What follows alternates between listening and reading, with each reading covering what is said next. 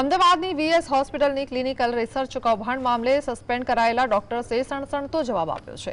Doctor Rohan Patel, Kunal Sathwara, ધૈવત શુક્લા, રાજવી શાહ, યાત્રી પટેલ એક પત્ર લખ્યો જેમાં કહેવાયું છે કે ખોટા આરોપના કારણે અમારી કારકિર્દી પર ગંભીર અસર અને ન્યાયના સિદ્ધાંતમાં માનવ અધિકારો પર તરાપ મારવામાં આવે છે અને સસ્પેન્ડ કરવાના હુકમ કરતા પહેલા અમને સાંભળવામાં આવ્યા નથી।